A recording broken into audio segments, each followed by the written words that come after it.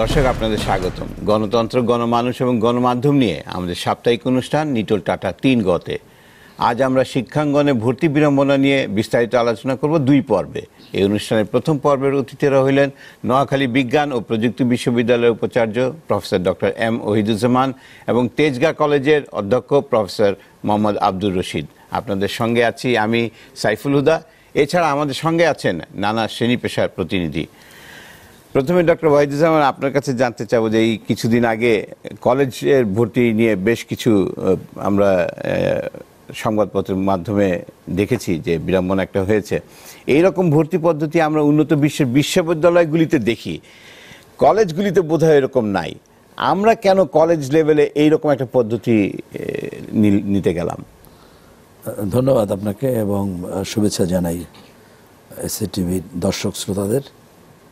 ভর্তি আসলে কেন নিতে গেলাম এটা বলতে হয় যে এই যেবার আমরা যে ভর্তি পদ্ধতি যে নেওয়া হয়েছে একটু ডিজিটালাইজড ওয়েতে অনলাইনে, যদি এর আগে যে হয়েছে সেখানে তো আমি বলবো যে বিড়ম্বনা খুব বেশি হয়েছে। আমাদের দেশে নানা লেভেলে আমরা যদি বলি একেবারে প্রাথমিক যে একেবারে ক্লাস 1 বা ইয়ার 1 থেকে শুরু করে বিশ্ববিদ্যালয়ের লেভেলের নানা জায়গায় ভর্তি প্রত্যেকটা জায়গায় আমরা যে দেখি মানুষের চরম হয়রানি হতো, কোচিং বাণিজ্য এবং কোটি কোটি টাকার দুর্নীতি, এক ধরনের দুর্নীতি এবং একটা অসম প্রতিযোগিতা, এগুলো আমরা দেখছি অনেক দিন যাবতীয় চলছে। হয়তো আমরা সেটাই অভ্যস্ত, সেই কারণে নতুন কিছু আমাদের হয়তো অন্যরকম লাগছে। আমাদের এই ভর্তি এই গত বছর থেকে মোটামুটিভাবে সেন্ট্রালি বোর্ডগুলো ভর্তির চেষ্টা করছে। আমি মনে করি এটা অত্যন্ত একটা ভালো উদ্যোগ। বা আমরা উন্নত দেশগুলোতে, আমি ইংল্যান্ডে লেখাপড়া করেছি, সেখানে ভর্তি নিয়ে এরকম কোনো বিশাল আয়োজন হয় না। মোটামুটিভাবে যে রেজাল্ট জিএসসি যারা করে তাদের রেজাল্টের ভিত্তিতে, যেটা আমরা এ লেভেল বলি, ও লেভেল, তার রেজাল্টের ভিত্তিতেই এ লেভেল ভর্তি হয় বা তার ফলো আপে ওটা করে। তারপর ইউনিভার্সিটিগুলোতেও সেন্ট্রালি তার রেজাল্ট এবং চয়েস তার ভিত্তিতে প্লেসমেন্ট হয়ে যায় ইংল্যান্ডে। আর আমেরিকাতে সেন্ট্রালি একটা জিআরই সিস্টেমের মাধ্যমে ভর্তি হয়। নিউজিল্যান্ডে আমি দেখেছি যে এরকম কোনো হইচই সেখানে আমরা দেখি না। আমাদের দেশে একটা হলো যে শুরুতে একটা জায়গা আছে স্কুলগুলোতে, যেটা আমরা বারংবার বলেছি যে স্কুলগুলোও এখানে বাইরের সব জায়গায়, যেমন স্কুলগুলোতে ক্যাচমেন্ট এরিয়া থাকে এবং শিক্ষার্থীদের ক্যাচমেন্ট এরিয়াতেই পড়তে হয়। এর বাইরে পড়তে পারে, প্রাইভেট নানা অ্যারেঞ্জমেন্ট আছে, কিন্তু সেগুলোর ব্যাপক না, মোরাললেস ক্যাচমেন্ট এরিয়ার মধ্যে পড়ে। ফলে আপনি দেখবেন যে আমাদের এখানে যেমন স্কুলগুলোতে রাস্তা জ্যাম হয়ে আছে, নারায়ণগঞ্জ থেকে এসে, মানিকগঞ্জ থেকে এসে ঢাকার একটা ভালো স্কুলে পড়ে।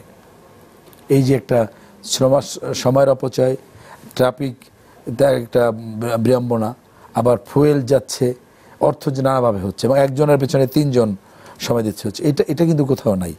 এখন বর্তমান যে সরকার এবং বিশেষ করে সরকারের যে এই মন্ত্রণালয়ের যিনি দায়িত্বে রয়েছেন জনাব নুরুল ইসলাম নাহিদ এমপি, মাননীয় মন্ত্রী, তিনি কিন্তু নানাভাবে নিজের অভিজ্ঞতা, নানা দেশের ইন্টারাকশন, সেখান থেকে শিক্ষার প্রত্যেকটা স্তরেই একটা উন্নয়নের চেষ্টা করছেন। আমরা যদি দেখি যে বই নিয়ে আগে একটা কারাপশন হতো সেকেন্ডারি লেভেলে, যে জানুয়ারির বই মে, জুন, জুলাই পাওয়া যেত, 300 টাকার বই 1800, 1900, 2700, 3000 টাকা বিক্রি হতো। বইটাকে ফ্রি করা হলো এবং অনেক কষ্ট করে নানা সারপ্রাইজের পরও আমরা দেখছি 1 জানুয়ারি আমাদের ছেলেমেয়েরা বই পাচ্ছে। তেমনিভাবে এই যে আমরা গত বছর খুবই একটা আলোচনায় ছিল বিশ্ববিদ্যালয় ভর্তি। আমি ঢাকা বিশ্ববিদ্যালয়ের শিক্ষক, সে সময় নানা মিডিয়া আমি বলেছি যে আমরা ট্রান্সপারেন্ট কিন্তু ত্রুটিমুক্ত নয়। বিশ্ববিদ্যালয়, জাতীয় বিশ্ববিদ্যালয়ের অধীনে সারা দেশে ভর্তি হয়, যেটা এবার শিক্ষা সচিব উল্লেখ করেছেন যে তারা জাতীয় বিশ্ববিদ্যালয়ে কিছুটা অনুসরণ করেছেন। গতবার ভর্তিতে মেরিট লিস্ট দেওয়া হয়েছে, ওয়েটিং লিস্ট। আমাদের দেশের বাস্তবতা, সেটা আমরা অবশ্যই তার নিন্দা করি। নানা জায়গায় যে পেশিতন্ত্র বা কারাপশন, টাকা নিয়ে ভর্তি টর্তি নানা বিষয় আছে, তারা ওই কলেজগুলোতে মেরিট লিস্টের ছেলেদের অনেক যে আমরা দেখেছি ঢুকতে দেয় নাই, গেটে দাঁড়িয়ে বাধাগ্রস্ত করেছে। আর ওই ওয়েটিং লিস্টের সাথে একটা আন্ডারস্ট্যান্ডিং, রাজনৈতিক হোক, টাকা পয়সার হোক, এই হোক, তার মধ্য দিয়ে ভর্তি হয়েছে। এই জন্য এবার যেটা করা হয়েছে, না, জাতীয় ইউনিভার্সিটি যেভাবে করেছে, আমরা আগে কি দেখতাম পত্রিকায় ভর্তি বাণিজ্য, অমুক কলেজ লাখ লাখ টাকা ভর্তি বাণিজ্য, অর্ধেক আগে ভর্তি হয়ে গিয়েছে। এগুলো কিন্তু বন্ধ হয়েছে এই সিস্টেমের কারণে। গতবার যেহেতু এই ইন্টারমিডিয়েট ওইটা মেরিট লিস্ট ওয়েট লিস্ট দেওয়ার কারণে ওই বিষয়টা রয়েছে, এবার এই জন্য কোনো ওয়েট লিস্ট দেওয়া হয় না, মেরিট লিস্ট, তারপর সেকেন্ড মেরিট লিস্ট আসবে। অর্থাৎ কেউ জানেই না যে পরের বার কে চান্স পাবে। আপনি যে গেটে বাধা দিয়ে কে ঢুকতে দেবেন না। এখন এত বড় একটা আয়োজন, সিস্টেমটার মধ্যে এটা তো মেশিন, টেকনিক্যালি অনেক সময় একটা হতে পারে, কিন্তু আমি বলবো যে এই বিড়ম্বনার মূল হলো, আমি দুঃখিত, আমি অভিভাবক, আমারও একটা বাচ্চা আছে, কিন্তু আমাদের যে গার্ডিয়ানরা, আমি আমাদের এই কোমলমতি শিক্ষার্থীদের কোনো দোষ দেই না, আমাদের দেশের গার্ডিয়ানরা বড় নিজেরাই প্রেশান। আপনি দেখবেন সেই ক্লাস 1 থেকে এই ইউনিভার্সিটি পর্যন্ত, ইউনিভার্সিটি ভর্তি হয়ে যায়, তারপরও মা পিছনে পিছনে ঘোরে, সেই ইউনিভার্সিটিতে আসে। আমরা বলি যে সমস্যা আপনার স্টুডেন্ট, আপনার মেয়ের কিংবা ছেলের, ওকে কথা বলতে বলেন, আপনি আসেন কেন, আপনি কি জানেন, আপনি কি ভর্তি ফর্ম পূরণ করতে পারবেন, ও তো ভালো রেজাল্ট করেছে, ওরে আগেই আপনি ঘুরতেছেন, ওরে কি আপনি ভর্তি করাবেন, ওর উপরে ছেড়ে দেন। সুতরাং আমরা বলবো যে এই বিড়ম্বনা আমাদের অনেক হ্রাস হবে প্রথম অভিভাবকদের এই বাড়াবাড়ি বন্ধ করলে। আর যে সকল উদ্যোগ নেওয়া হয়েছে তার মধ্য দিয়ে যে কোচিং বাণিজ্যের হাজার হাজার কোটি টাকার যে দুর্নীতি, এক ধরনের মানুষের পকেট কাটা, সেটা বন্ধ হবে এবং সত্যিকার অর্থে আমাদের ছেলেমেয়েরা তারা আত্মবিশ্বাসী হবে, তারা নিজেদের কাজটি নিজেরা করতে পারবে, লেখাপড়া এটা একটা অন্যতমই, এবং দেশ এগিয়ে যাবে। অধ্যক্ষ আব্দুর রশিদ, এই পদ্ধতিতে উনি বললেন যে ভর্তি বাণিজ্য এবং দুর্নীতি, এই ভর্তি বাণিজ্য এবং দুর্নীতি মুক্ত হবে কিনা আমাদের কলেজ লেভেলে? ধন্যবাদ আপনাকে এই প্রথমবারের মতো এসএটিভিতে আমাকে আমন্ত্রণ জানানোর জন্য। আসলে আমি একটু কথা বলতে চাই। ইতিমধ্যে আমাদের প্রফেসর ডক্টর ওয়াহিদুজ্জামান সাহেব বক্তব্য রেখেছেন, তা আমি কিছুটা নোট করেছি এ ব্যাপারে।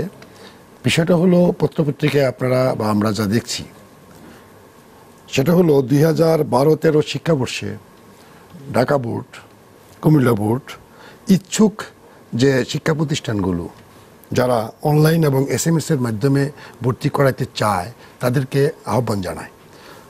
সরি, 2013-14তে সিলেক্টিভ কিছু শিক্ষা প্রতিষ্ঠানে এই SMS এর মাধ্যমে ভর্তি প্রক্রিয়াটি কাজ শেষ করে।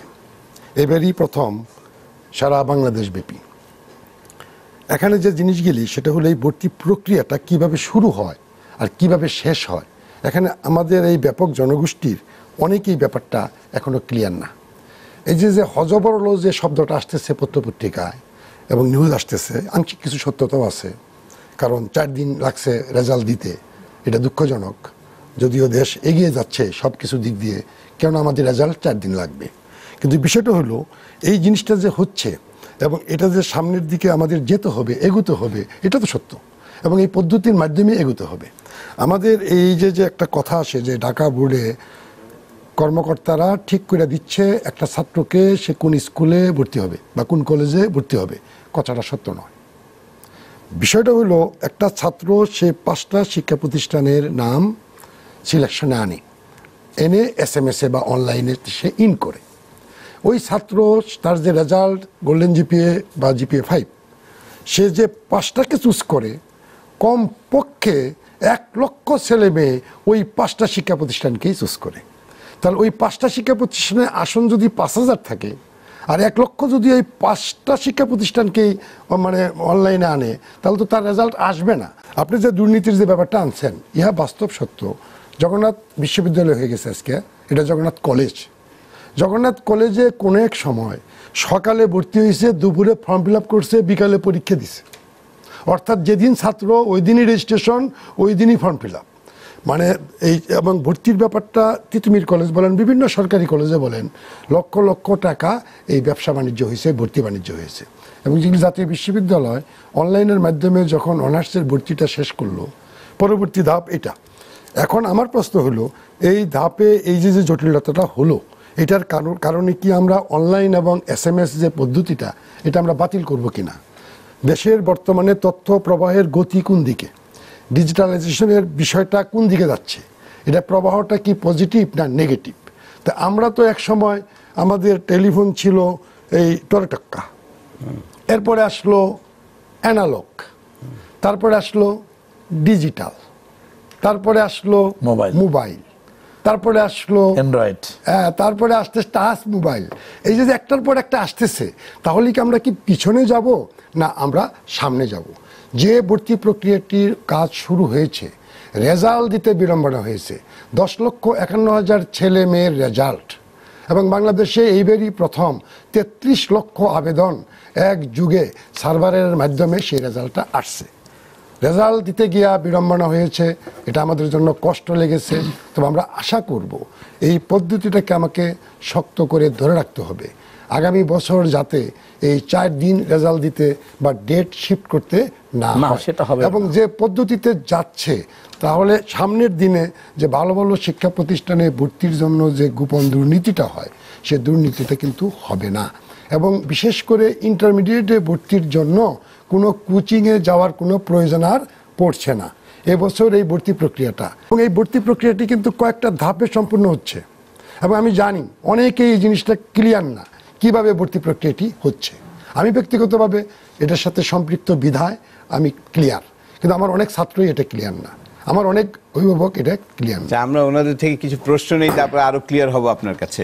আমি ঝুমা, ঢাকা সিটি কলেজ থেকে। বর্তমানে যে অনলাইন পদ্ধতিতে যে ফর্ম বিতরণটা, এটা স্যার কিভাবে দেখছেন? আমি ইসরাত জাহান, বাংলাদেশ মেরিন একাডেমি। আমার কোশ্চেন ওহিদুজ্জামান স্যারের কাছে। স্যার, এবছর যে ৬২,০০০ স্টুডেন্টগুলো মানে ফার্স্ট মেরিট লিস্টে যাদের নামগুলো আসে নাই, তাদের ক্ষেত্রে তো আমাদের এডুকেশন বোর্ড আবার সেকেন্ড একটা মেরিট লিস্ট প্রকাশ করবে। তো সেক্ষেত্রে দেখা যাবে যে একটা ক্যান্টনমেন্টের কোনো স্টুডেন্টের যদি কলেজ লিস্ট বা কলেজের নামটা যদি কোনো মফস্বলের কোনো কলেজে আসে, তো সেক্ষেত্রে কি একটা স্টুডেন্টের ক্ষেত্রে ক্যান্টনমেন্ট থেকে মফস্বলে গিয়ে 2টা বছর কলেজ লাইফ কন্টিনিউ করা পসিবল? আমার প্রশ্নটা হচ্ছে ওহিদুজ্জামান স্যারের কাছে। এবারে যে একাদশ শ্রেণীতে অনলাইন পদ্ধতিতে যে ভর্তির সিস্টেমটা করা হয়েছে, এখানে দেখা গেছে যে কোনো একটা স্টুডেন্টের রোল নাম্বার অথবা রেজিস্ট্রেশন নাম্বার দিয়ে অন্য কেউ আবেদনটা করে দিতে পারতেছে। তো এই ক্ষেত্রে কেউ যদি ইচ্ছে করে স্টুডেন্টকে বিপদে ফেলাবে তাহলে সেটা সম্ভব। তো এই ধরনের বিড়ম্বনা এড়ানোর জন্য পরবর্তীতে কী ধরনের পদক্ষেপ নেওয়া যায়? আমি মোহাম্মদ জহুরুল ইসলাম, এমএস করছি এগ্রিকালচার ইকোনমিক্সে বঙ্গবন্ধু কৃষি বিশ্ববিদ্যালয়। আমার প্রশ্ন ওহিদুজ্জামান স্যারের কাছে যে আমরা দেখি প্রতি বছরে যে শিক্ষা প্রতিষ্ঠানগুলো থেকে বিপুল পরিমাণ ছাত্রছাত্রী ভালো রেজাল্ট করে বের হচ্ছে। এখন ভর্তির ক্ষেত্রে দেখা যাচ্ছে তারা তাদের পছন্দসই প্রতিষ্ঠানগুলোতে জায়গা পাচ্ছে না। সবাই চায় যে ভালো একটা রেজাল্ট করার পরে মানসম্মত একটা প্রতিষ্ঠানে ভর্তি হয়। সেক্ষেত্রে আসলে কি কোনো সুদূরপ্রসারী পরিকল্পনা করা হয়েছে যে শিক্ষা মন্ত্রণালয় অথবা বোর্ড থেকে, যার মাধ্যমে এই যেই সমস্যা থেকে আমরা পরিত্রাণ পাবো? আমি মোহাম্মদ আসিফ নিয়াজ, আমি ঢাকা বিশ্ববিদ্যালয়ে অনার্স করছি। আমার প্রশ্ন আব্দুর রশিদ স্যারের কাছে। স্যার, গতকাল মাননীয় শিক্ষামন্ত্রী মহোদয়ের নির্দেশে অনেক কলেজে একাদশ শ্রেণী ক্লাস শুরু হয়েছে। স্যার, আমার প্রশ্ন, ইতিমধ্যে অনেক শিক্ষার্থী এখনও ভর্তি জটিলতায় ভর্তি হতে পারেনি। তদুপরি প্রায় 25,000 শিক্ষার্থী সারা বাংলাদেশে অনলাইনে আবেদন করতে পারেনি। তাদের জন্য সময় দেওয়া হয়েছে 9 থেকে 11 জুলাই। স্যার, আমার প্রশ্ন হচ্ছে, এই হাজারো শিক্ষার্থী কিংবা তাদের অভিভাবকদের উৎকণ্ঠায় রেখে তড়িঘড়ি করে ক্লাস শুরু করে দেওয়ার আসলে কতটুকু যৌক্তিক? আমরা রশিদ স্যার থেকে শুরু করি। জি, এখানে অনেকগুলি প্রশ্ন আসছে এবং প্রশ্নগুলি আমার কাছে খুব বেশ ভালো মনে হলো। প্রশ্নগুলোই বলি, আর আমার যে অন্য বক্তব্য আছে আমি সেটা পরে সুযোগ পেলে বলবো। এখানে একটা প্রশ্ন আসছে যে অ্যাপ্লিকেশন প্রসেসটা, আমি টেকনাফ বা তেঁতুলিয়াতে বসে, আমি ঢাকাতে না এসে আমি সেখান থেকেই যে অ্যাপ্লিকেশনটা আমি পাঠাইতে পারতেছি এবং কোনো প্রকার অর্থ ব্যয় অভিভাবকের হচ্ছে না। 150 টাকা দিয়ে 5টা শিক্ষা প্রতিষ্ঠানে দেওয়া যাচ্ছে এবং দরখাস্তটা, এবং আবার যে নতুন করে যে SMS করতে হবে সামনে 9 থেকে 11-তে, সেখানে কিন্তু কোনো পেমেন্ট করতে হবে না, সে আগে পেমেন্টেই হবে। আমি মনে করি যে অ্যাপ্লিকেশন যে প্রক্রিয়াটি এবং প্রসেসটি এটা সঠিক আছে এবং এ ব্যাপারে কোনো প্রকার সমস্যা নাই। আরেকটা প্রশ্ন আসছে যে 62,000 ছেলে মেয়ের যে রেজাল্ট আসবে, সেই 62,000-এর রেজাল্টটা কিন্তু মফস্বলে দেওয়ার কোনো সুযোগ নাই। ছাত্রর আবেদনের বাইরে বোর্ড কর্তৃপক্ষের কাউকে কোনো প্রতিষ্ঠানে দেওয়ার কোনো সুযোগ নাই। এখানে ভর্তি প্রক্রিয়াটি merit 1, merit 2, migration, release 1, release 2। আমরা কোন জায়গায় আছি? আজকের দিনে আমাদের মেরিট 1-এর রেজাল্ট এবং ভর্তি শেষ। আমাদের মেরিট 2 এই 62,000 যে দিবে, সেটা বোর্ড কর্তৃপক্ষ দেখবে, বুয়েট দেখবে যে আসলে কবি নজরুল কলেজে 500 আসন আছে, ইতিমধ্যে কবি নজরুল কলেজে 400 আসন ফিল আপ হয়েছে, ওই 100 আসন এবং ওই পার্টিকুলার 62,000-এর মধ্যে যদি কেউ কবি নজরুলকে টাচ করে থাকে, তাহলে সেই কবি নজরুলের ফেভারে রেজাল্ট আসবে। অতএব ওই 62,000-কে হঠাৎ করে ঢাকা থেকে টেকনাফ তেঁতুলিয়াতে পাঠানোর কোনো সুযোগ নাই, সেই পদ্ধতি নাই, এবং কোনো ছাত্রের আবেদনের বাইরে বোর্ড কর্তৃপক্ষ তাকে কোথাও পোস্টিং করার কোনো সুযোগ নাই। এবং সে কারণেই রিলিজ 1 এবং রিলিজ 2 অপেক্ষা করতেছে, সে কারণেই মাইগ্রেশন অপেক্ষা করতেছে। অ্যাজ ফর এক্সাম্পল, সাপোজ একটি কলেজে একটা ছেলে ডিজায়ার করছিল ক খ গ গ তে 5টাতে, কিন্তু ক সে পায় নাই, খ পেয়েছে, তার মনটা খারাপ হয়েছে যে আমি খতে ভর্তি হব না, আমি কতেই ভর্তি হতে চাই। ওই ছেলে বা মেয়ে খতে ভর্তি হয়ে, খ কলেজে ভর্তি হয়ে সে মাইগ্রেশনের জন্য আবার নেটে ঢুকে আবার সে ক চাবে, যদি দেখে যে খালি আছে সে ক পেয়ে যাবে। অতএব এমন কোনো সিস্টেম কি করা সম্ভব যে আমার মেধাবী ছাত্রদেরকে মানে 5টা কলেজের ভিতরে বাংলাদেশের সকল মেধাবী ছাত্র সেই 5টা কলেজে জায়গা পাবে? সেখানে তো আসন সীমিত আছে। অতএব যার যে রেজাল্ট সেই যোগ্যতা অনুযায়ী সে সকল প্রতিষ্ঠান পাবে। এখানে কোনো প্রকার ভুল বোঝাবুঝির অবকাশ নাই যে একটা সর্বশেষ পর্যন্ত রিলিজ 2 পর্যন্ত যাওয়ার পর দেখা যাবে কোনো ছাত্রই ভর্তি বাকি থাকবে না। আমরা এখানে যে স্টেপিং আছে 5টার ভিতরে মাত্র একটা স্টেপিং পার হয়ে গেছে, আরও 4টা স্টেপিং কিন্তু আছে।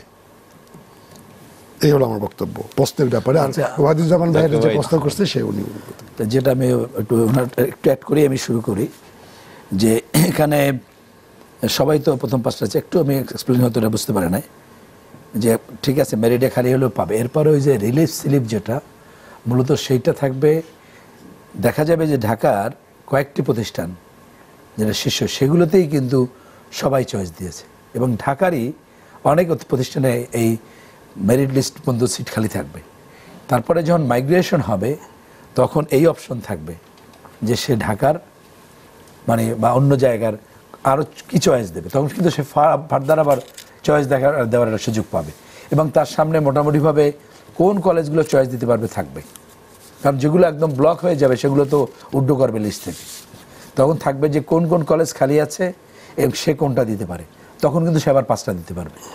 তো সেই প্রক্রিয়ায় হয়তো এটা হয়ে যাবে। আমি হয়তো স্টিল বললাম এই জন্য যে আমাদের দেশে যেভাবে শিক্ষা ব্যবস্থা চলছে, সবাই যেভাবে ঢাকামুখী, তাতে আমারও কিন্তু আশঙ্কা রয়েছে যে এক পর্যায়ে গিয়ে কিছু ছেলে মেয়ে, খুব বেশি হবে না, তারা ঢাকাতে কোনো আসন পায় কিনা, তারা হয়তো ঢাকারই বা বাইরের, এরকম হতে পারে যেহেতু ওপেন। তা আমি তো বাইরের হলেও আমি ঢাকা দিতে পারবো, ঢাকার হলেও আমি ঢাকা, সেক্ষেত্রে ঢাকার পার্শ্ববর্তী এলাকায় তাদের যেতে হবে। এটা একটা আরেকটা কথা শিক্ষা সচিব মহোদয় বলছেন যে তারা এরকম প্রয়োজন হলে ঢাকায় বা এইসব প্রতিষ্ঠানগুলোতে আসন বৃদ্ধি করার চেষ্টা করবেন, এরকম একটা তারা হয়তো, আমি যদি জানি, আমার মনে হয়েছে টেলিভিশন আমি দেখেছি, হয়তো শিক্ষা সচিব হয়তো সে ধরনের আশঙ্কা হয়তো তার ভেতরেও আছে। আরেকটা হলো যে কথাটা বলা হয়েছে একজনের রোল আর একজন, এটাকে আমরা পত্রিকায় দেখেছি, বিশেষ করে যে কলেজ থেকে পাশ করেছে সেই কলেজ তাদের রাখার জন্য, যেটা পত্রিকা এসেছে যে অনেক কলেজ নিজেরা ওইখানে ফর্ম ফিল আপ করে দিয়েছে। প্রাথমিক পর্যায়ে সেরকম 2-4টা হতে পারে, কিন্তু এটা অনৈতিক এবং এটা এখন পর্যন্ত গ্রস আসে না, তাহলে কিন্তু আসতো, কমপ্লেনটা আসতো যে আমি এখানে ফিল আপ করি নাই, কলেজ দিলেও সেটা ভবিষ্যতে এ ব্যাপারে সফটওয়্যারে নিশ্চয়ই আরও সেফটি মেজর থাকবে, হয়তো কোনো পিন দেওয়ার ব্যবস্থা থাকবে বা এমন কোনো ইনফরমেশন থাকবে। আসলে আমরা ব্যাংকে যাই বা মোবাইলে যখন কোনো একটা সিম নেই বা কোনো কিছু, তখন জিজ্ঞেস করে ডেট অফ বার্থ কত, কিংবা মায়ের নাম জিজ্ঞেস করে বা অন্য স্পেশাল কোনো এ ধরনের প্রয়োজন হবে যদি এরকম ম্যাসিভ কিছু হয়। এটা একমাত্র ওই কলেজগুলো করার থাকে, আশা করি সেটা করবে না, এবং করলে নিশ্চয়ই বোর্ড বা মন্ত্রণালয় তাদের বিরুদ্ধে ব্যবস্থা নেবে। আর পছন্দসই যে জায়গা, আমাদের দেশে শিক্ষার্থীর সংখ্যা বাড়ছে, রেজাল্ট ভালো হচ্ছে, তবে আমি বলবো যে প্রতিষ্ঠানগুলো আছে সেই প্রতিষ্ঠানগুলোকে ভালো করার নানা উদ্যোগ সরকার গ্রহণ করেছে। যেমন টিচিং কোয়ালিটি ইমপ্রুভমেন্ট একটা প্রজেক্ট অনেক বড়, প্রায় 600 মোর দেন 600 crore সরকারি একটা টাকা এবং এডিবির হেল্পে হচ্ছে। সেখানে আগে যেমন এই স্কুল লেভেল পর্যন্ত সীমিত ছিল, এই গত বছর থেকে সেখানে কিন্তু ইন্টারমিডিয়েটকেও অন্তর্ভুক্ত করা হয়েছে, যারা একাদশ এবং দ্বাদশ শ্রেণী যাদের আছে সেই জায়গায়। আর হলো সরকার ইতিমধ্যেই আমরা দেখেছি যে ঢাকা শহরসহ বিভিন্ন বিভাগীয় শহরে সরকারি ব্যবস্থাপনায় সরকারি স্কুল এবং কলেজ প্রতিষ্ঠা করেছে এবং প্রতিষ্ঠা করার পদক্ষেপ গ্রহণ করেছে। ডক্টর ওয়াহিদুজ্জামান, আমরা আরও আলোচনা করবো, একটা ছোট্ট বিরতি নিয়ে আসি। শিক্ষাঙ্গনে ভর্তি বিড়ম্বনা নিয়ে আমরা আরও আলোচনা করব, তবে একটা ছোট্ট বিরতির পরে আমাদের সঙ্গেই থাকুন।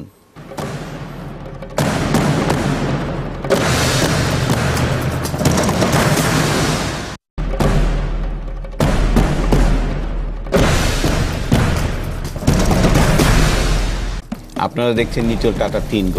কথা বলছি শিক্ষাঙ্গনে ভর্তি বিড়ম্বনা নিয়ে। আলোচকরা হলেন প্রফেসর ডক্টর ওয়াহিদুজ্জামান এবং প্রফেসর আব্দুর রশিদ। ডক্টর ওয়াহিদুজ্জামান, আপনার কিছু বক্তব্য বাকি রয়ে গেছিল বিরতিতে যাওয়ার আগে। আমি সেখান দিয়ে শুরু করি যে একজন প্রশ্ন করেছেন যে শিক্ষামন্ত্রীর নির্দেশে যে ক্লাস শুরু হয়েছে, আমি মনে করি এটা খুব ভালো উদ্যোগ। যদিও ক্লাস শুরু হয়েছে হয়তো যাদের হয়তো সিট আসন পুরো হয়েছে, ক্লাস শুরু মানে কি হয়তো একটা ওরিয়েন্টেশন বা শুরু, আমাদের কিন্তু এই জায়গায় আসতে হবে। এই যে এটি সরকার অনেক দিন যাবৎ শিক্ষা মন্ত্রণালয় প্রথম শ্রেণী থেকে দ্বাদশ শ্রেণী পর্যন্ত ক্লাস শুরু করছে 1 জানুয়ারি, সেদিনই বই দিচ্ছে এবং ক্লাস শুরু, এইটুই করতে পেরেছে। এবার উদ্যোগ নেওয়া হয়েছে যে 1 জুলাই থেকে ইন্টারমিডিয়েট মানে একাদশ শ্রেণী, দ্বাদশ তোর ওইভাবে ক্লাস শুরু হয় না, একাদশ শ্রেণী। এটা যদি পারে এরপর ইউনিভার্সিটি করতে হবে। ইউনিভার্সিটিও একটা 1 আগস্ট বা 1 সেপ্টেম্বর আমরা শুরু করব। ব্রিটেনে আমরা যদি ধরি যুক্তরাজ্যে, সেখানে স্কুলগুলোতে ক্লাস শুরু হয় সেপ্টেম্বরে। ইউনিভার্সিটিতে আন্ডারগ্রেড যারা, সেখানে শুরু হয় সেপ্টেম্বরের শেষ সপ্তাহের সোমবার। সেই সোমবার লাস্ট ডেও পড়তে পারে, 24 তারিখেও পড়তে পারে।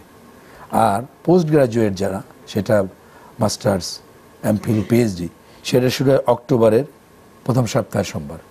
সুতরাং যাই ঘটুক না কেন এগুলো কিন্তু বন্ধ হয় না, এবং সেখানে সব কিছুই কবে পরীক্ষা হবে, সেমিস্টার শেষ হবে, কবে বন্ধ, সব নির্ধারিত। আমাদের এগোতে হলে একটা সিস্টেমে আসতে হবে। যেমন এটি কিন্তু এই সরকারের, এই মন্ত্রীর সফলতা যে 1 জানুয়ারির 1 তারিখ পর্যন্ত 1 তারিখের বই দেওয়া উৎসব করে এবং স্কুলগুলোতে ক্লাস শুরু করা।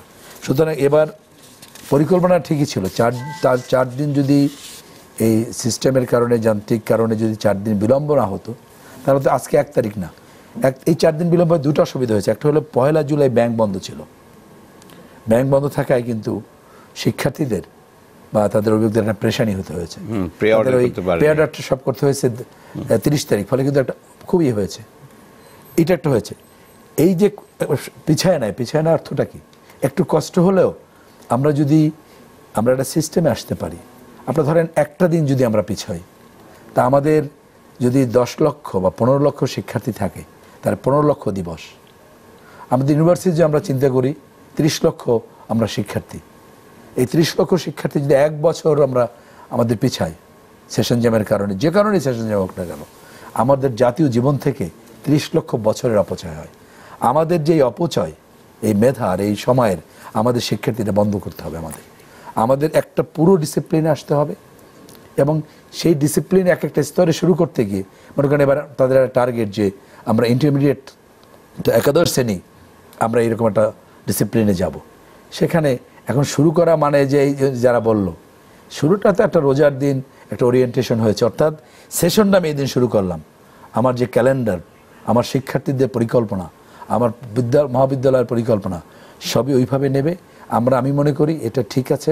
ভবিষ্যতে হয়তো এই যে উনি যেটা বলছে সেটা থাকবে না, আমরা আরও আগে শুরু করতে পারবো। সব ভর্তি প্রক্রিয়া একটা জায়গায় আসবে 1 তারিখের মধ্যে। আমি আশা করব আরও যে বিশ্ববিদ্যালয়ে ভর্তিও যেন এবার জাতীয় বিশ্ববিদ্যালয় ইতিমধ্যে উদ্যোগ নিয়েছে যে তারা সেন্ট্রালি এবার এইরকমই ভর্তি করবে। এই যে ভর্তি পরীক্ষা, সেখানে ও নানা রকম অসৎ উপায় অবলম্বনের চেষ্টা, রাজনৈতিক প্রভাব বিস্তার করা, নানা ঘটনা হয়, সেগুলোর অভিজ্ঞতার আলোকে তারা এবার কিন্তু মেরিটের ভিত্তিতে করবে, একটা সুনির্দিষ্ট টাইমে শুরু করবে। আমরা যারা অন্য বিশ্ববিদ্যালয়ে আছি, আমি আশা করি যে অবিলম্বে বাংলাদেশে এই যে আমাদের সময়ের অপচয়, হাজার হাজার লক্ষ লক্ষ কোটি কোটি বছর আমাদের নষ্ট হচ্ছে জাতীয় জীবন থেকে, সেটি বন্ধ হবে। সব জায়গায় আমরা একটা ডিসিপ্লিনে ফিরে আসবো। প্রফেসর রশিদ, পছন্দ মতো কলেজ না পেলে ড্রপ আউট হওয়ার চান্সেস কত থাকবে? এখানে ড্রপ আউটের সুযোগ নাই। আমি যেটা বললাম এর আগেও বলছি যে ভর্তি সবাই হতে পারবে। যে এক্সাম্পলটা আমি প্রথম দিলাম, যে as for example Notre Dame college বা রাজুক কলেজ, এরকম আমার ছাত্ররা সবাই জানে যে 5টা নামি দামি কলেজ। এক্সাম্পল, কলেজের নাম বললে আবার অনেক কলেজের আবার পত্রপত্রিকা বা টেলিভিশনের মাধ্যমে জানবে, আমাদের কলেজের নাম বললো না। বাংলাদেশে সবচেয়ে 5টা নামি দামি কলেজে আসন কত? সর্বোচ্চ 5টার আসন হবে 8000।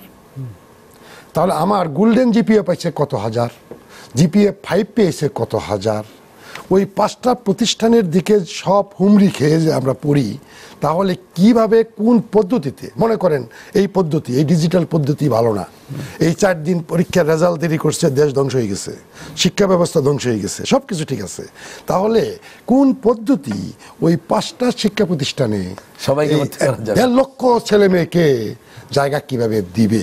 তো বেটার চান্স যে পাবে, যার রেজাল্ট ভালো, গোল্ডেন জিপিএতে যার স্কেল উপরে, সাবজেক্টের নাম্বার অনুযায়ী যে স্কেলিংটা হয়, সেই অনুযায়ী সেই চান্সটা পাবে। এখন বাকি ছাত্রদের ওই 5টা ছাড়া তারা পড়বে না। যেমন আমাদের কলেজে, আমাদের বাংলাদেশে একটা জিনিস ট্র্যাডিশন আসছে, মেয়ে হইলেই বিকারুন্নেসা আর মেয়ে হইলেই হোলি ক্রস, মানে এখানে ভর্তি না করাতে পারলে বোধহয় আর লেখাপড়া হবে না। অথচ এখন কিন্তু রেজাল্টের দিক দিয়া সেই উত্তরার মতো একটা জায়গা, সেখানে কিন্তু রাজক উত্তরা যে প্রতিষ্ঠানটি একটা অবস্থান সৃষ্টি করে নিছে। আজকে যাত্রাবাড়ি জুনে সেখানে শামসুল হক একটা কলেজ, সেখানে রেজাল্ট কিন্তু ভালো করে ফেলছে। বাংলাদেশে বহু জায়গায় ভালো ভালো শিক্ষা প্রতিষ্ঠান কিন্তু আসতেছে, সামনে আসতেছে, অনেকে নামের উপরে আছে। কিন্তু আমরা এই মুহূর্তে আমরা কিন্তু ঢাকা কলেজে ভর্তির জন্য পাগল হচ্ছি না। আজ থেকে 2 দশক আগে ঢাকা কলেজে ভর্তি হওয়ার জন্য 1 দশক আগেও 1 দশক আগেও আমরা পাগল ছিলাম। তো অতএব এখানে ভর্তি হতে পারবে না বিষয়টা তা নয়, ওই যে 5টা প্রতিষ্ঠান ওইটাতে পারবে না, তার ইমিডিয়েট যে ক্যালিবারের যে প্রতিষ্ঠান সেখানে পারবে। আরেকটা বিষয় ওয়াহিদুজ্জামান সাহেব উল্লেখ করেছেন, জাতীয় বিশ্ববিদ্যালয় আগামী অক্টোবর মাসে অনার্সের যে ভর্তি প্রক্রিয়াটি সামনে আনতেছে, সেখানে কোনো রিটার্ন পরীক্ষা হবে না। পাবলিক বিশ্ববিদ্যালয়গুলি একটা পর্যায়ে আসতে হবে। আজকের এই ব্যবস্থাগুলো, এই সার্ভার নষ্ট কী কারণে হয়, আজকের এই বিড়ম্বনা কী কারণে হয়, এখানে অনেক ফ্যাক্টর জড়িত। আজকে কোচিং সেন্টারগুলো হাজার হাজার কোটি টাকা ব্যবসা যারা করে, তাদের এই কোচিং সেন্টারের কী অবস্থা হবে? আজকে কোচিং সেন্টারগুলি কিন্তু বলতে পারতেছে না ইন্টারমিডিয়েট একটা ছেলেকে ভালো একটা প্রতিষ্ঠানে ভর্তি করাই দিবে, কারণ এই যে সাস, এটা কি সাস মানে কি, সাস সম্পর্কে একটা ধারণা আছে? এই যে সিস্টেমটা, বর্তমান যে সিস্টেমটা, এটাই সাস সিস্টেম। এই সিস্টেমটা যদি না থাকে তাহলে ভর্তি বাণিজ্য হইতো, কোচিং বাণিজ্য হইতো। এখন তারা অপেক্ষা করতেছে, যদি ভবিষ্যতে ইন্টারমিডিয়েট পাস করার পরে পাবলিক বিশ্ববিদ্যালয় এবং মেডিকেল ইঞ্জিনিয়ারিংয়ে ভর্তির সময় যদি লিখিত পরীক্ষা ছাড়াই আগের রেজাল্টের উপরেই যদি ভর্তি প্রক্রিয়াটি হয়, তাহলে আমাদের হাজার হাজার কোটি টাকার ইনকাম কিভাবে হবে? অতএব এখানে অনেক রকম প্রক্রিয়া এখানে জড়িত। এই সমস্ত পদ্ধতি যাতে সাকসেসফুল না হয়, এজন্য অনেক যন্ত্রাংশ, অনেক মেশিনারিজ এখানে কিন্তু কাজ করে, সেটা আমাদেরকে লক্ষ্য রাখতে হবে। আর বর্তমানে যে তথ্য প্রবাহ, তথ্য প্রযুক্তি, ডিজিটালাইজেশন, আধুনিক শিক্ষা ব্যবস্থা, মুখে বলি বিজ্ঞানসম্মত শিক্ষা ব্যবস্থা, তাহলে বিজ্ঞানসম্মত শিক্ষা ব্যবস্থা যদি হয়, তাহলে আমি SMS অনলাইন পছন্দ করব না, আমি সেই ম্যানুয়ালি চলে যাব, পিছনের দিনে চলে যাব, এটা তো হতে পারে না। অতএব আমাদের শিক্ষা ব্যবস্থাকে আধুনিকরণ করা, বিজ্ঞানসম্মত করা, মানসম্মত করতে হলে পরে আমাদের অ্যাডমিশন প্রক্রিয়া থেকে শুরু করে শিক্ষা ব্যবস্থাটাকে ওই পর্যায়ে নিয়ে যেতে আমরা ওদের থেকে দু একটা প্রশ্ন নিয়ে নিই। জি, আমি তানভীরুল ইসলাম, ইউআইডিএস ইউনিভার্সিটিতে এখন অধ্যয়ন করছি। তো আব্দুর রশিদ স্যারের কাছে আমার একটি প্রশ্ন, যে আপনি যে বললেন যে এখন মানে যারা কলেজে ভর্তি হবে, তো তখন এখান থেকে এখন বোর্ড থেকে তারা 5টি কলেজ মানে নির্ধারণ করে দিচ্ছে।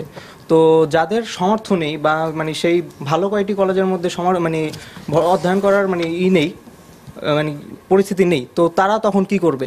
তারা কোন কলেজে গিয়ে মানে অধ্যয়ন করবে? আচ্ছা, আর আমি নাসিফুর রহমান, এই বছরই SSC পরীক্ষায় উত্তীর্ণ এবং এখন কলেজ অফ ডেভেলপমেন্ট অল্টারনেটিভের স্টুডেন্ট। প্রফেসর ডাক্তার M ওহিদুজ্জামান স্যারকে একটা জিনিস জানাতে যাচ্ছি যে স্যার, আমি নিজেও একজন ভুক্তভোগী। এবছর হচ্ছে আমার অ্যাপ্লিকেশনটা অন্য কোনো একটা কলেজ হয়তোবা তাদের বেনিফিটের জন্য বা কোনো একটা কারণে আমার অ্যাপ্লিকেশনটা উনি করে ওই কলেজ থেকে বা কোনোভাবে করে রেখেছিল। আর আমার প্রধান কোশ্চেনটা হচ্ছে প্রফেসর মোহাম্মদ আব্দুল রশিদ স্যারের কাছে, যে স্যার এবছর হচ্ছে অনলাইনে ভর্তি হওয়ার কারণে বোর্ড থেকে সিলেক্ট করে দিচ্ছে, কিন্তু তারপরও দেখা যাচ্ছে যে বিভিন্ন রেপুটেড কলেজগুলোই যারা সিলেক্ট হয় নাই তাদেরকেও কোনো না কোনোভাবে তাদেরকেও ভর্তি নিচ্ছে। বিভিন্ন রেপুটেড কলেজগুলো এই কাজগুলো করছে, কিন্তু এটা কিভাবে? আচ্ছা, ঠিক আছে, আমি দুটা প্রশ্নই, প্রথম প্রশ্নটা ছিল বোর্ড থেকে আসলে 5 জনের নাম সিলেক্ট করে দেয় না। অনলাইন এবং SMS যেটা, সেখানে কিন্তু অ্যাপ্লিকেন্টই 5টা কলেজের নাম লেখে। বোর্ড ওই 5টার যে কোনো একটা যদি ফিট হয় তখনই রেজাল্টটা দেয়, আর 5টার মধ্যে যখন ফিট না হয়েছে তখনই 62,000-এর লটের ভিতরে পড়ে গিয়েছে। এটা হলো তোমার প্রশ্নের উত্তর। আর সে যে প্রশ্নটা করলো সেটা হলো, বাংলাদেশে কিছু কলেজ আছে, চটকধারী কলেজ, বিভিন্ন রঙের পোশাক পরে লক্ষ লক্ষ হাজার হাজার কোটি টাকা বিজ্ঞাপন দিয়ে, ইন্টারমিডিয়েটে কমপক্ষে 3 লক্ষ টাকা এই নিয়ে সেখানে শিক্ষা ব্যবস্থা চলছে বাংলাদেশে, এবং বিভিন্ন পত্রিকায় কিন্তু অ্যাড আমাদের চোখে পড়ে। সেই সকল শিক্ষা প্রতিষ্ঠান তারা ওই যে মার্কশিটগুলো নিয়ে বা কোনো একটা প্রক্রিয়ার মধ্যে ছাত্রকে না জানাইয়া এই যে একটা ছল চাতুরি করা, অনৈতিক কাজ করা, তাহলে আমরা এই অনৈতিক কাজকে সমর্থন করব না? ভবিষ্যতে এমন একটা পদ্ধতি বের করতে হবে তারা যেন এই কাজগুলি করতে না পারে। যে কাজগুলি এবার হয়েছে সেটার জন্য কিন্তু বোর্ড কর্তৃপক্ষ একটা ওপেন একটা কক্ষে এই ওপেন ম্যানুয়াল একটা দরখাস্ত নেওয়ার করছে যে এই সংখ্যাটা কত হয়। মাত্র 218টা দরখাস্ত পড়ছে সারা বাংলাদেশে এই ধরনের অভিযোগ। 218 জন লিখিতভাবে যায় অভিযোগ করছে।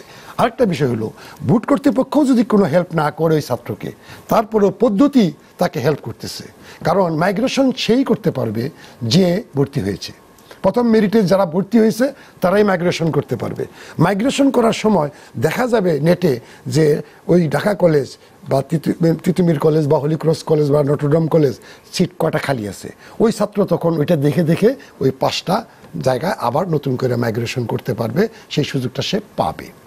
আর মাইগ্রেশন সে করতে পারবে না যদি সে ভর্তি না হয়ে থাকে। এখন এইবার যে প্রথম মেরিট লিস্টে যে 10,51,000 ছেলে মেয়ে যে পাশ করলো, এই 10,51,000-এর মধ্যে কিন্তু কম মানে 8 থেকে 9 লক্ষ ভর্তি হবে। বাকিরা চুপচাপ থাকবে যে আমাদের পছন্দ হয় নাই, আমরা ভর্তি হব না। তাদের জন্য কি সুযোগ? ওই রিলিজ। তখন তারা আবার 5টা কলেজকে কি করবে? পছন্দ করবে। এই প্রক্রিয়াটি কিন্তু 26শে জুলাইয়ের মধ্যে শেষ হবে, এবং 17 এবং 18 তারিখ হলো ঈদুল ফিতর, এবং এটা রমজানের ছুটি চলছে। এই ছুটির ভিতরেই কিন্তু ঘটনাটা শেষ হবে। অর্থাৎ ওই মানে ছাত্রদের কর্মঘণ্টা বা কর্মদিন যে নষ্ট হচ্ছে ব্যাপারটা কিন্তু তা নয়। ঈদের আগে বা ঈদের ইমিডিয়েট পরে এই 26 তারিখের মধ্যেই কিন্তু ব্যবস্থাটা শেষ হয়ে যাচ্ছে। অতএব খুব কম সংখ্যক ছেলে মেয়ে থাকবে ভর্তির বাইরে। এরপরে কি হবে? কেউ ভর্তি হতে পারলো না, মাত্র কত 500 জন ভর্তি হতে পারলো না, সেটার ব্যবস্থাও কিন্তু শিক্ষা মন্ত্রণালয় এবং বোর্ড করে রাখছে, এবং সেটার ব্যবস্থা হবে। ডক্টর ওয়াহিদুজ্জামান বলছেন যে ইউআইটিএস এর তানভীর বলল যে যাদের সামর্থ্য নেই, একটা তো হলো উনি বারবারই বলছেন যে যেখানে চয়েস দিয়েছে সেখানেই কিন্তু পড়বে, এবং পরবর্তীতেও কিন্তু যখন রিলিজ স্লিপের মাধ্যমে ভর্তি হবে সেটাও কিন্তু তারাই চয়েস দেবে। অর্থাৎ আমি এই 5টা দিয়েছিলাম, আমার নাম আসে নাই, দুবারই আসে নাই, তখন আমি আবার 5টা দেবো। আমি দেখবো যে অনলাইনে দেখা যাবে যে কোন কোন আছে। যেটা হবে যে প্রথম তো সবগুলোই চয়েস দেওয়া হয়েছে যে এক জায়গায় কেন্দ্রীভূত হয়েছে। এই ঢাকা শহরেই অনেক ভালোই, যেগুলো হয়তো টপে ভালো না, সেখানটাই যে দেখা যাবে যে সেরকম জায়গা থাকবে, তারা সেখানে দিতে পারবে। সে একটা কিছু তো হবেই। মনে করেন আমি খুব ভালো জায়গায় দিলাম, আর একজন একটু আমার চাইতে একটু, সে হয়তো নিজেই ভেবেছে যে আমি টপ জায়গায় পাবো না, আমি নেক্সট টপ যেখানে সেখানে দিই, তার কিন্তু হয়ে গেছে। এখন আমি টপে আছি বটে, কিন্তু আমার টপের জায়গা নেই, তখন কি আমি নেক্সট টপে যদি জায়গা না থাকে তাহলে কি, তারপর আমি থার্ড চয়েস আমাকে দিতে হবে। সেটা হবে না তা না, সেটা যেভাবে আমরা বলি সেটা হবে। এবং আমরা যদি এই পদ্ধতি বাদ দিয়ে আগের পদ্ধতিতে যাই, সেখানেও কিন্তু সেগুলো হয়েছে। সেখানে যেমন কোচিং বাণিজ্য হয়েছে, কোশ্চেন আউট করার মতো দুর্নীতি হয়েছে, সেখানে রাজনৈতিক প্রভাব বিস্তার হয়। সেখানে আজকের এই ব্যবস্থায় আমার পাড়াগাঁয়ের যে একটি সাধারণ, আমি যদি বলি একজন দিনমজুরের যদি মেধাবী সন্তান হয়, তার কিন্তু আজকের এই এরকম শীর্ষ একটি কলেজে ভর্তি হওয়ার সুযোগ সৃষ্টি হয়েছে। কিন্তু আগে কোনো অবস্থায় তার সুযোগ ছিল না। এই যে প্রতিযোগিতা, এই যে কোচিংয়ে টাকা দেওয়া, এই যে রাজনৈতিক প্রভাব, এই যে গিয়ে ওখানে ভিড় ঠেলে নানা রাজনীতি, ছাত্র রাজনীতি, অন্যান্য সেগুলোর মধ্য দিয়ে যে তার ফর্মটা নেওয়া, আবার তালিকা আসলেও গিয়ে ভর্তি হওয়া, সেটি তার জন্য ছিল না। সুতরাং একটা সিস্টেমের মধ্যে গেলে মানে একটা প্রতিযোগিতা একভাবে বিন্যস্ত হবে, সেটিকে কিন্তু আমাদের যেভাবেই আমরা যাই কেন, কিন্তু এটি অনেক বেশি স্বচ্ছ এবং এখানে অনেক বেশি রেশনাল, এটা অনেক বেশি সমতা থাকবে।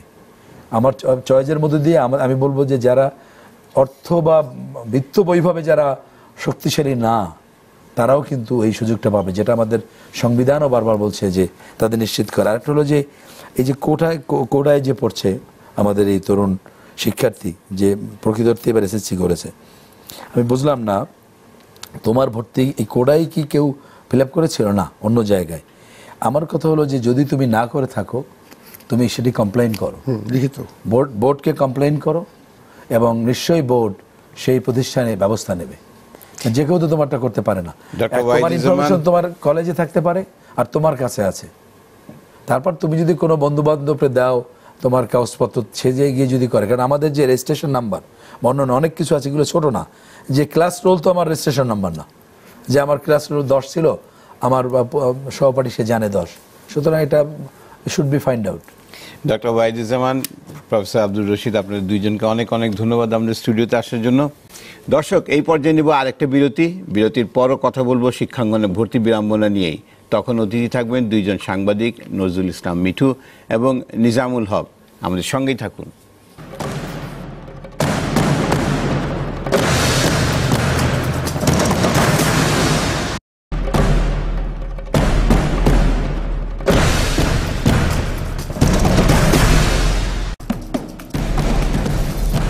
দর্শক, আপনারা দেখছেন নিটল টাটা 3 গ, এবং আমরা কথা বলছি শিক্ষাঙ্গনে ভর্তি বিড়ম্বনা নিয়ে।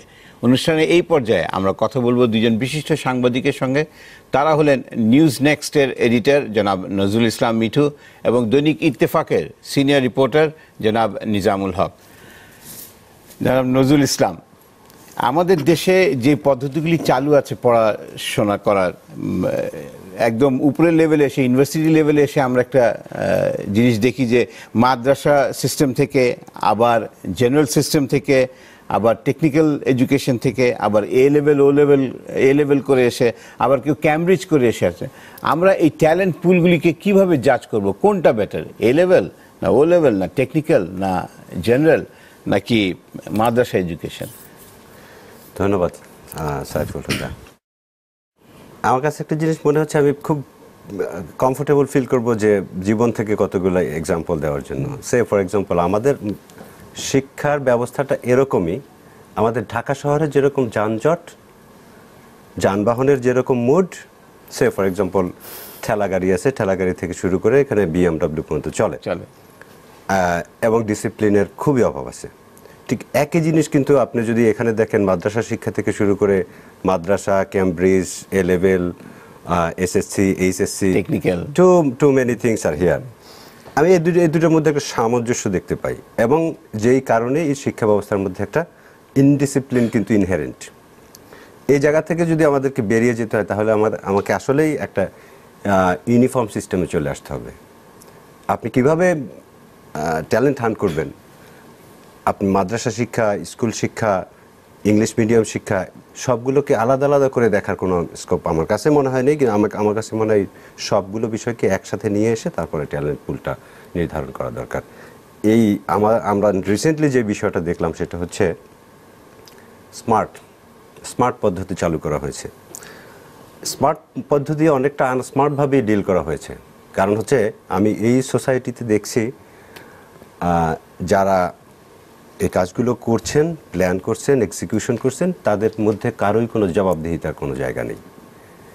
যদি জবাবদিহিতার জায়গাটা থাকতো, তাহলে এই প্রবলেমগুলো, হ্যারাসমেন্টগুলো, ছাত্রদের, অভিভাবকদের এই হ্যারাসমেন্টগুলো হতো না। আপনি দেখেন, প্রায় ৬২,০০০ স্টুডেন্টের রেজাল্ট বের হয় না প্রথম পর্যায়ে। So they are in confusion.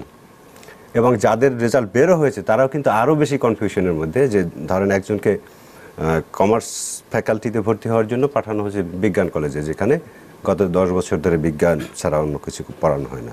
This are the thing. এই যে অ্যানোমালিজ, এটাকে আগে ফিক্স আপ করে তারপর আমার এই স্মার্ট সিস্টেম আসা উচিত ছিল। আমরা একটু নিজামুলের কাছে জানতে চাবো যে এই নতুন সিস্টেম চালু হওয়ার আগে প্রচারণাটা কেমন ছিল? আমরা কিন্তু, মানে সাধারণ পাবলিক কিন্তু কোনো কিছুই জানে না এই সিস্টেম সম্বন্ধে। আমি মনে করি এটা খুব দ্রুত সাথে এগুলো করা হয়েছে, এত তাড়াতাড়ি এটা সিদ্ধান্ত নিয়ে বাস্তবায়ন করা তো ঠিক হয়নি। গত বছর কিন্তু অল্প কিছু প্রতিষ্ঠানে এগুলো অনলাইন সিস্টেম চালু করেছিল, এবার কিন্তু দেখা যাচ্ছে সারা দেশে এই প্রক্রিয়া চালু করলো। এই চালু করার মাধ্যমে শিক্ষার্থীরা ততটা জানতে পারে নাই, যারা শিক্ষার্থীর বাবা মা আছে তারাও এটা জানতে পারে নাই। ফলে কি হয়েছে, এটা কিন্তু একটা গ্যাপ থেকে গেছে, ইনফরমেশন গ্যাপ যাকে বলে, সেই গ্যাপটা থেকে গেছে সবার মধ্যে। আপনার কি মনে হয় দুর্নীতি কমে যাবে এই সিস্টেমে?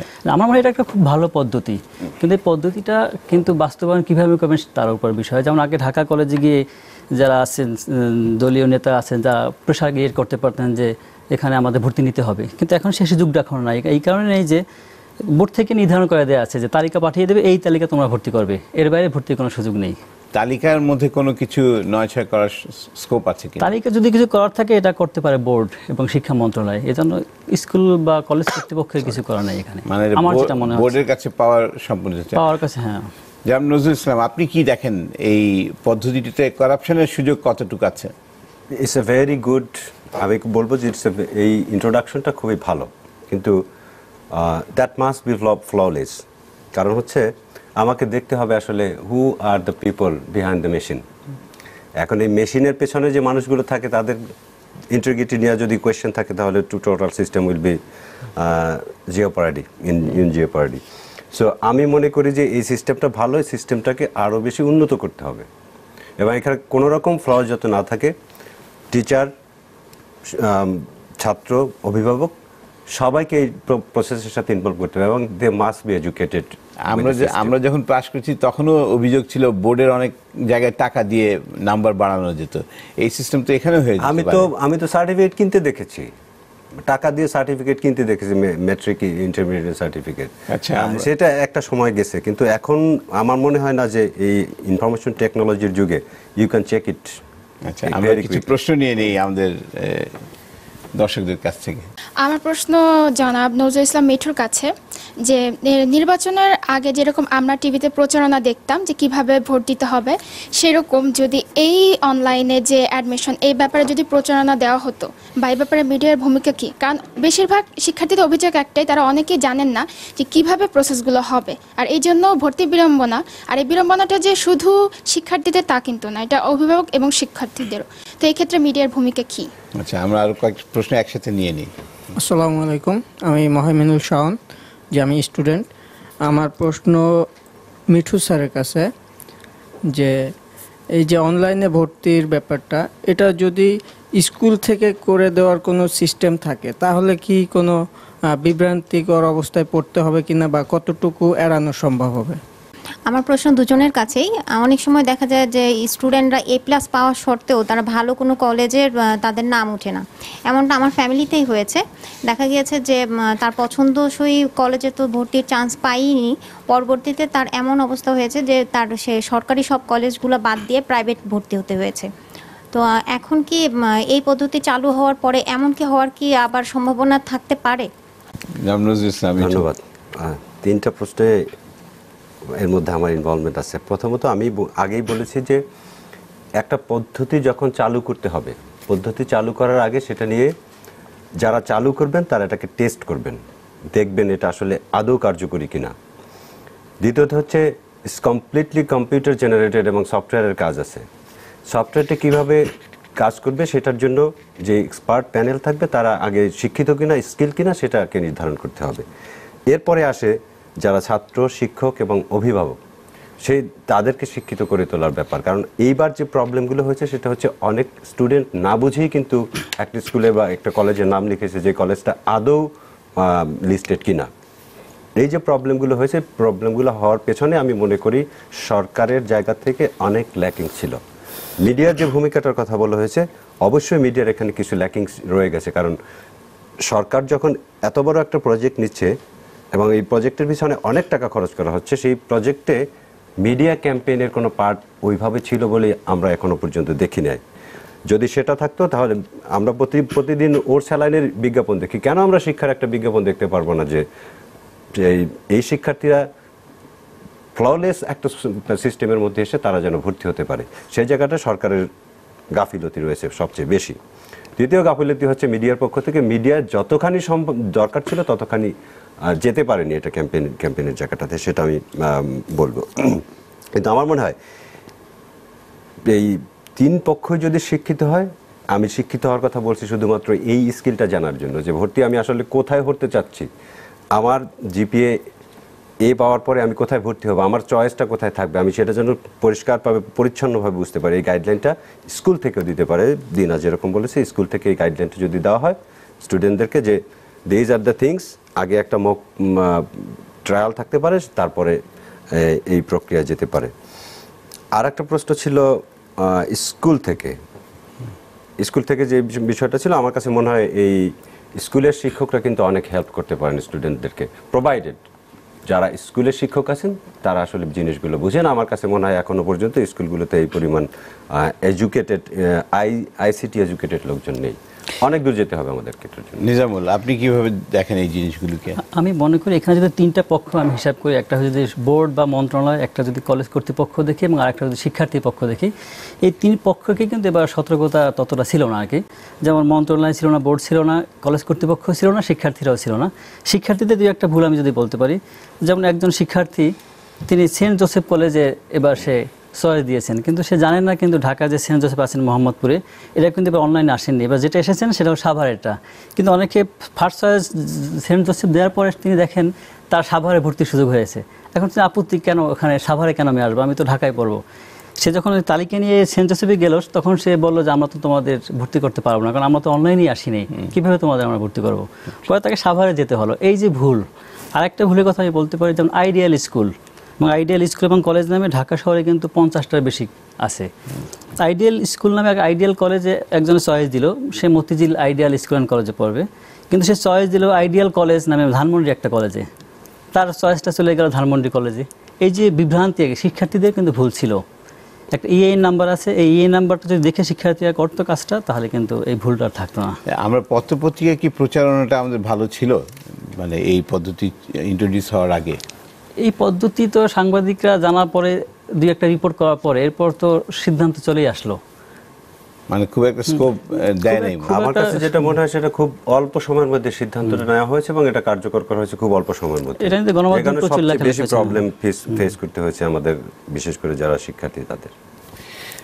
আমরা আরো দুইটা প্রশ্ন নিয়ে নিই। আমি জেরিন চৌধুরী, বাংলাদেশ মেইন একাডেমি থেকে বলছি। নিজামুল হকের কাছে আমার কোশ্চেন ছিল যে গণমাধ্যম ইচ্ছা করলে পারতো ব্যাপারটা আরও বেশি খোলাভাবে মানে ধরতে সবার কাছে, যাতে সবাই জিনিসটা আগে থেকে বুঝতে পারে।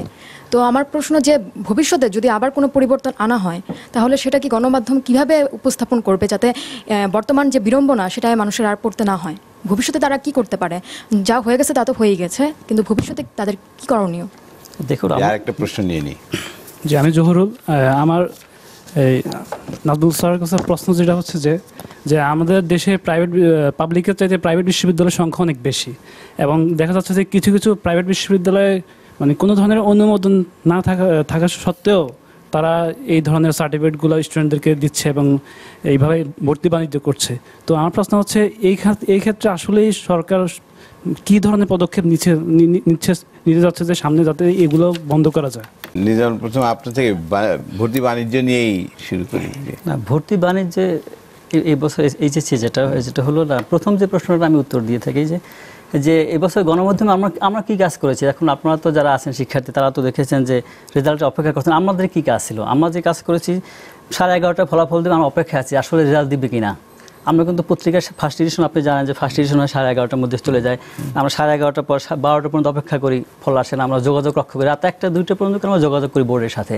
এরপরে প্রতিদিন কিন্তু আমরা যারা শিক্ষাবিদ কাভার করি, আমরা একটা বিষয়টা নিয়েই কিন্তু খুব অস্থির ছিলাম, আসলে কখন ফলটা হবে আর কি, শিক্ষার্থীদের কবে জানাতে পারবো। তাছাড়া আমাদের আত্মীয়স্বজন যারা আছে তারাও তো আমাদের ফোন দেয়, প্রতিনিয়ত ফোন দেয়, এই সমস্যা কীভাবে সমাধান হবে, কবে রেজাল্ট দিবে, এই বিষয়টা আমাদের খুব জানা, আমাদের এটা নিয়ে আমাদের প্রচুর কাজ করতে হয়েছে এটা।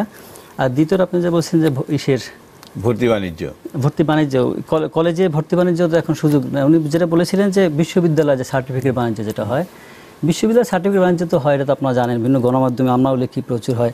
কিন্তু এক্ষেত্রে সরকারের যে ভূমিকাটা, মন্ত্রণালয়ের যে উদ্যোগটা, কিন্তু আমাদের কাছে এটা খুব দৃশ্যমান নয় আর কি। ঠিক আছে, প্রচুর সার্টিফিকেট বিক্রি হচ্ছে এরকম অভিযোগ আসে, আমরা প্রমাণও পাই। কিন্তু দেখা যাচ্ছে দাউল হাসান ইউনিভার্সিটি কিন্তু তারা প্রচুর সার্টিফিকেট বিক্রি করে, এরকম কিন্তু বোর্ডের কাছে ধরা পড়ে, কিন্তু এই বিষয়ে কার্যত কোনো ব্যবস্থা আমাদের কাছে দৃশ্যমান নয়।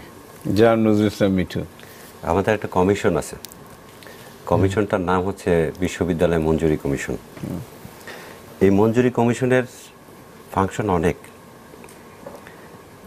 কিন্তু তাদের সেই ফাংশন যতখানি করার কথা ততখানি এরা তৎপরতা আমি কখনো দেখি না। আমি অনেকগুলো ইউনিভার্সিটি দেখেছি, আমি একটা ইউনিভার্সিটিতে পড়াতেও যাই, বেসরকারি বিশ্ববিদ্যালয়, কিন্তু বিশ্ববিদ্যালয় কর্তৃপক্ষ এবং মঞ্জুরি কমিশনের মধ্যে যে যোগাযোগটা থাকা উচিত, কন্টিনিউয়াস যোগাযোগটা, সেটা আমার কাছে মনে হয় অনেকাংশে নেই।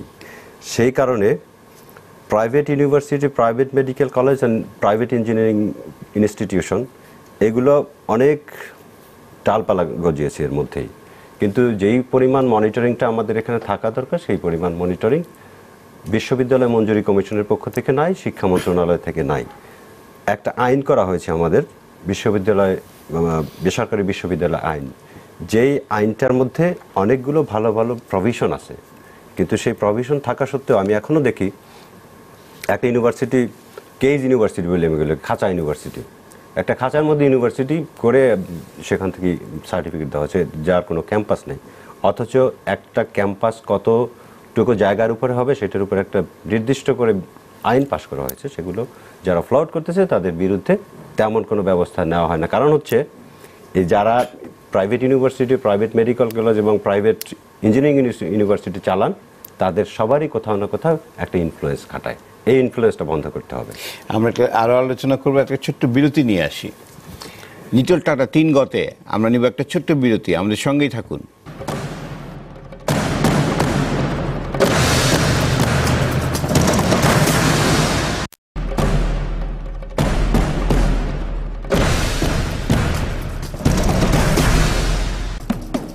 দর্শক, নিটোল টাটা 3 গতে আমরা কথা বলছি শিক্ষাঙ্গনে ভর্তি বিড়ম্বনা নিয়ে। সাথে আছেন সাংবাদিক নজরুল ইসলাম মিঠু এবং সাংবাদিক নিজামুল হক। নিজামুল হক, আমরা কিন্তু এই 30-40 বছর যাবৎ দেখে আসতেছি যে ভর্তি আসলে, স্কুলের ভর্তি বলেন, কলেজে ভর্তি বলেন, ইউনিভার্সিটিতে ভর্তি বলেন, ভর্তির সিজন আসলেই 2-4টা রিপোর্ট হয়, মানে অ্যানোমালিজ নিয়ে, দুর্নীতি নিয়ে, এগুলি নিয়ে। এইবারও হলো। এর পরের বছরে কি থাকবে? আমি মনে করি এই সমস্যা প্রতি বছরই থাকবে।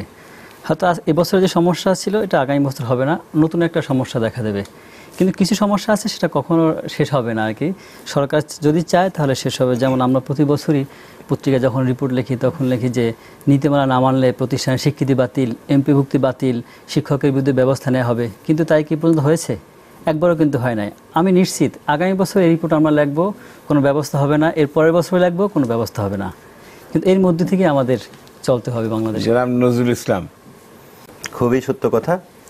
কারণ যদি কিছু অ্যানোমালিজ নাই থাকে, আপনারা কি লিখবেন, আপনারা কি দেখাবেন? কিন্তু দুর্ভাগ্যজনকভাবে আমি বলি যে আমাদের সমস্যাগুলো মানে একমুখী না, প্রতিবার নতুন নতুন সমস্যার মুখোমুখি হই, এবং যেই সমস্যাগুলোর মুখোমুখি আমরা একবার হয়ে যাই সেই সমস্যাটাকে আমরা আর সমস্যা মনে করি না, এটা গা সওয়া হয়ে যায়। এটা একটা মারাত্মক রোগ।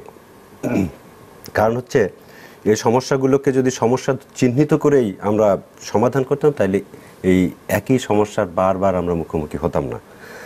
দ্বিতীয়ত হচ্ছে আমরা যখন সমস্যা অ্যাড্রেস করতে যাই, সমস্যা অ্যাড্রেস কারা করেন?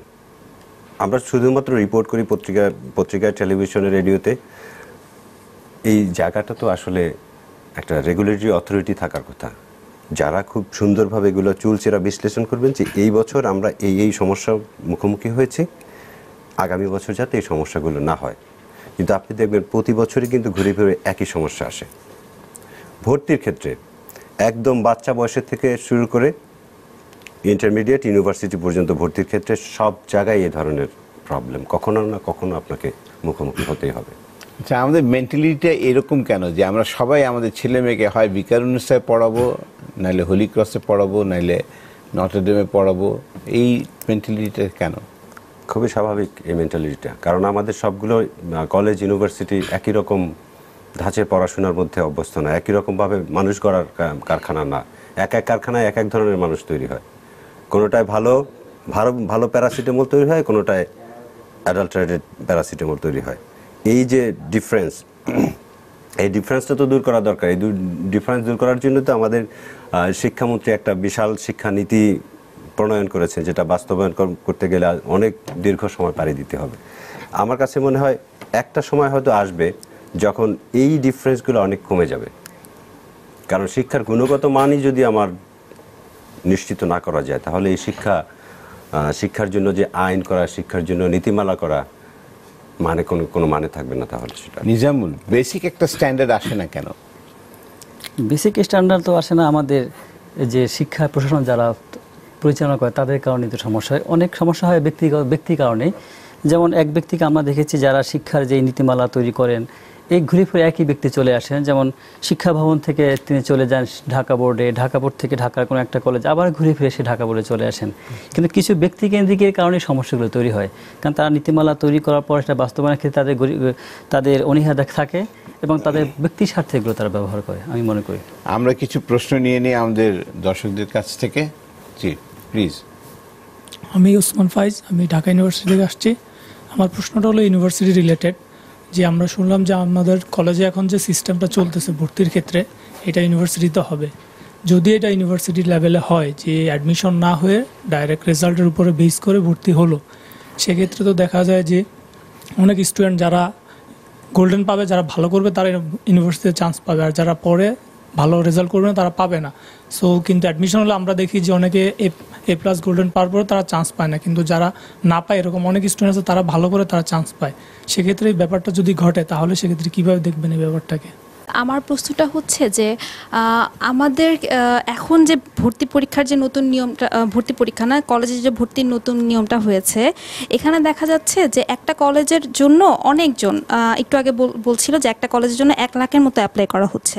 তো সেই জায়গায় আমরা দেখি যে ওই একটা ভালো কলেজ যদি হয় সেক্ষেত্রে অনেকজনই ওটার জন্য অ্যাপ্লাই করবে, ভালো খারাপ মোটামুটি ধাঁচে সবাই অ্যাপ্লাই করবে।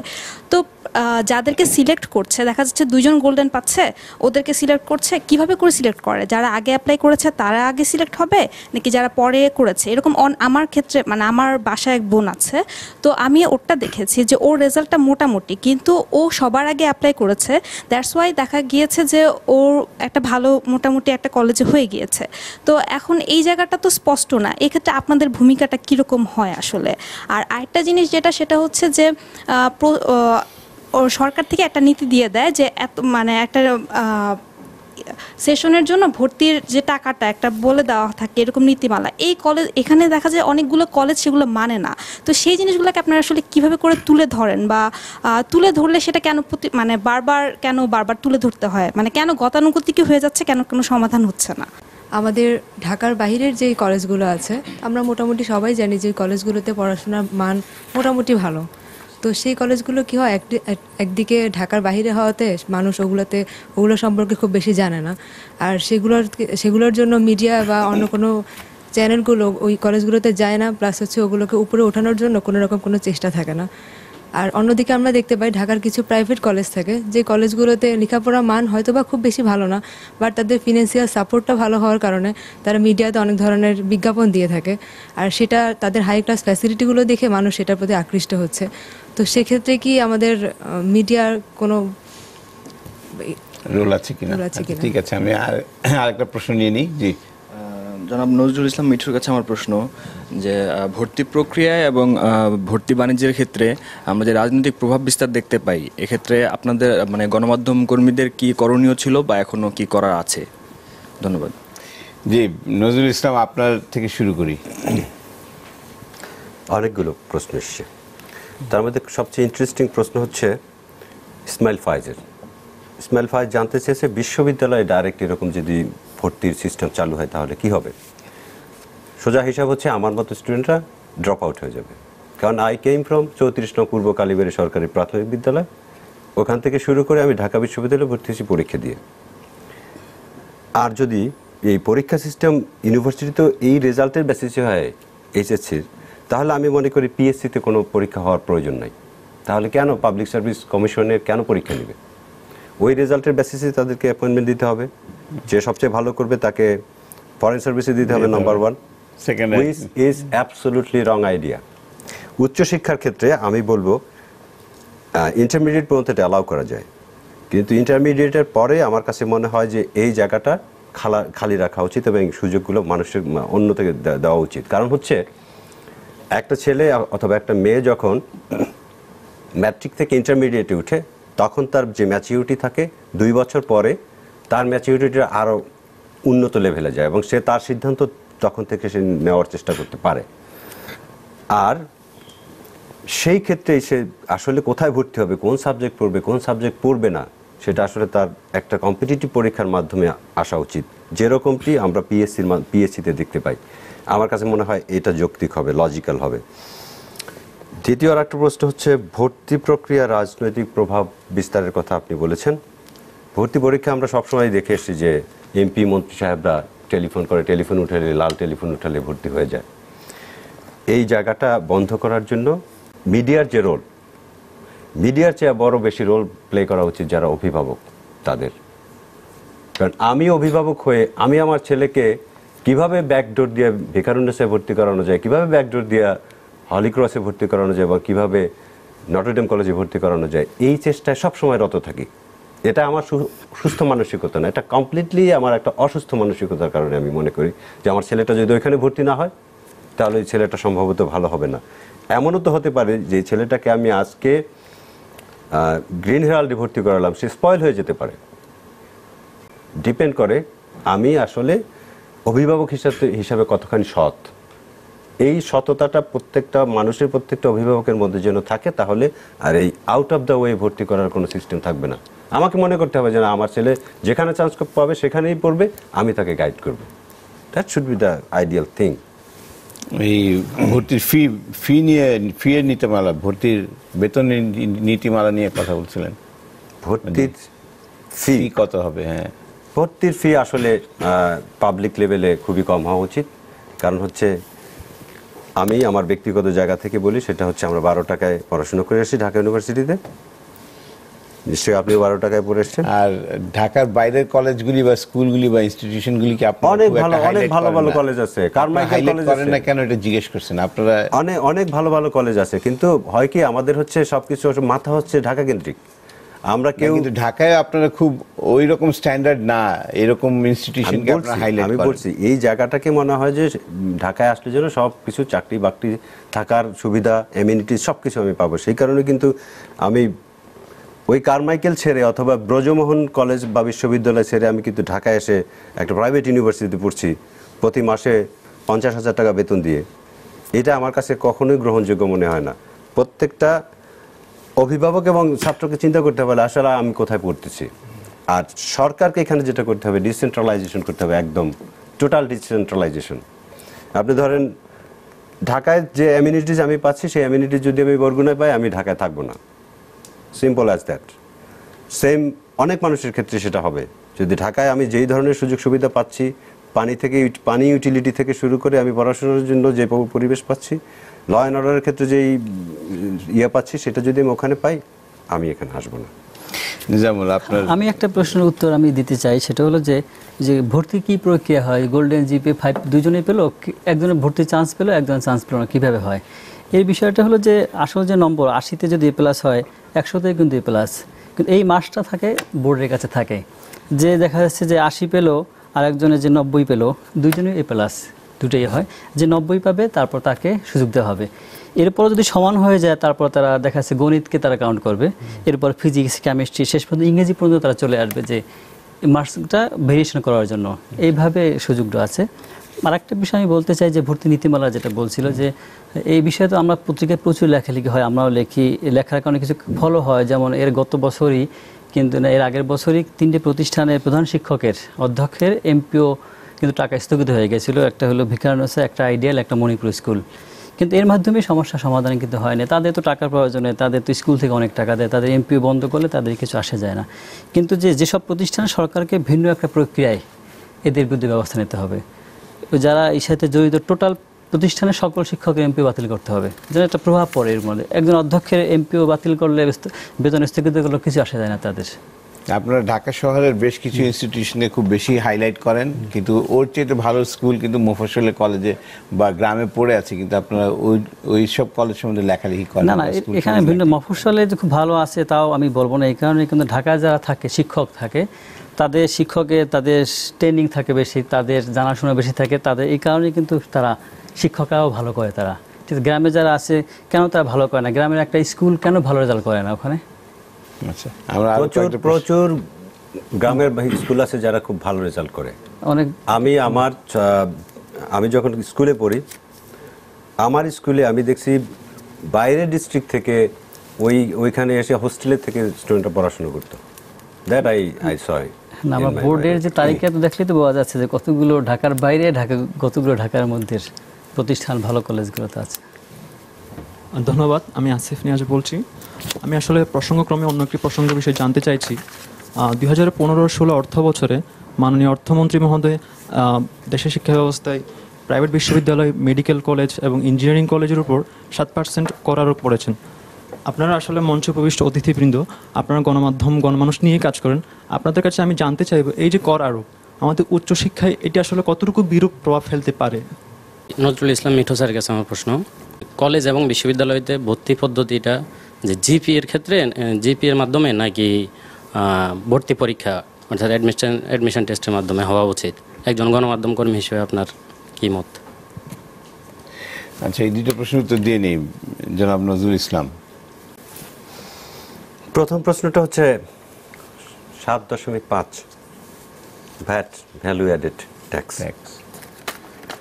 আমার কাছে মনে হয় ফাইন্যান্স মিনিস্টারের ট্যাক্স ধরার আর কোনো জায়গা ছিল না, সেই কারণে উনি নেট এক্সপ্যানশনে শেষ পর্যন্ত উনি কলেজ বিশ্ববিদ্যালয়গুলোর উপরে চলে এসছেন। আমার কাছে মনে হয় এটা না করে উনি আরও ভালো করতে পারতেন। ঢাকা শহরে যারা বাড়িওয়ালা আছেন, বাড়িওয়ালাদের যারা 10,000 টাকার উপরে ভাড়া দেন, তাদেরকে বলেন যে আপনারা ব্যাংকে টাকা জমা দেন। 90 থেকে 95% হচ্ছে ঢাকা শহরের মানুষ ভাড়া থাকে।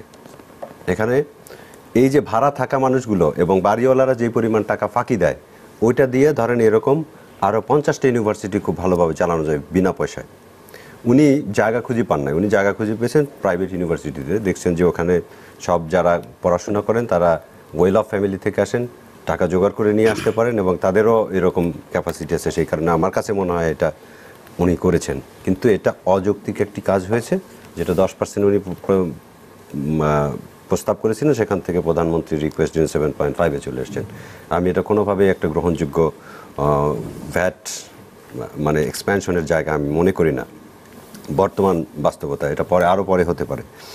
দ্বিতীয় হচ্ছে জিপিএ, ভর্তি পরীক্ষা জিপিএ আর অ্যাডমিশন টেস্টের যে প্রশ্নটা এসেছে, আমি আগেই বলেছি যদি এসএসসি থেকে এইচএসসির পর্যায়টা পর্যন্ত হয়, সেক্ষেত্রে অ্যাডমিশন টেস্টের পরিবর্তে আমি মনে করি যে এখনকার যে স্মার্ট পদ্ধতি চালু করা হয় সেটা যেন ফ্ললেসভাবে চলে, কিন্তু হায়ার এডুকেশনের ক্ষেত্রে ওই কম্পিটিশনটা থাকতে হবে। That is absolutely my personal opinion. Nizamul Haque, আমি মনে করি যে শিক্ষা যে ভ্যাট ধার্য করে সরকারি বিশ্ববিদ্যালয় এবং বেসরকারি বিশ্ববিদ্যালয়ের মধ্যে একটা আরও বিস্তর ফারাক তৈরি করছেন অর্থমন্ত্রী। এই কারণে যে যেমন ঢাকা বিশ্ববিদ্যালয় সহ দেশের পাবলিক বিশ্ববিদ্যালয়ের পিছনে যে শিক্ষার্থীদের পিছনে যে ব্যয়টা হয়, শিক্ষকদের বেতন, অবকাঠামো সব মিলিয়ে তো শিক্ষকদের পিছনে ব্যয়টা আমরা ধরতে পারি, সেটা প্রতি বছর কিন্তু সরকার বৃদ্ধি করে।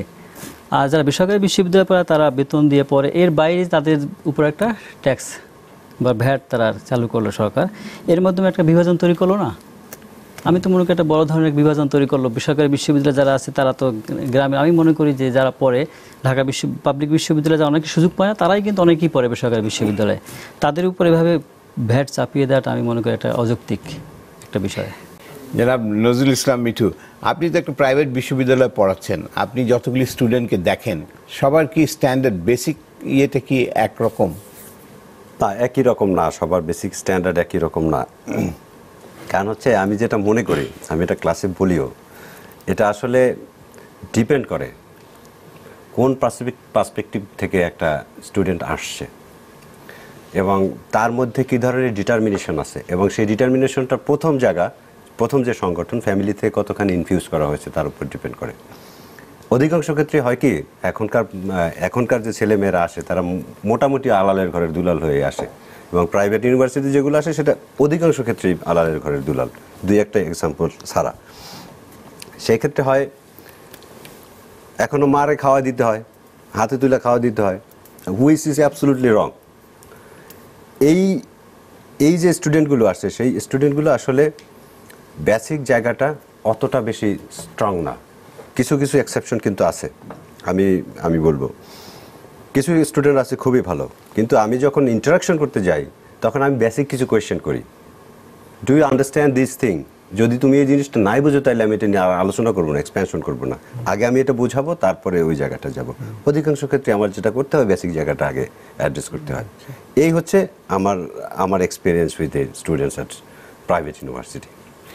এই সব কলেজগুলি মানে এই 5টা কলেজকে কেন বাদ দেওয়া হলো এই SMS পদ্ধতি থেকে, স্মার্ট পদ্ধতি থেকে? আপনি তো জানেন যে নটরডেম কলেজ আদালতের, নটরডেম কলেজ, হলি ক্রস আর একটা কলেজ আদালতের রায় নিয়েই কিন্তু তারা এই কাজটা করেছে।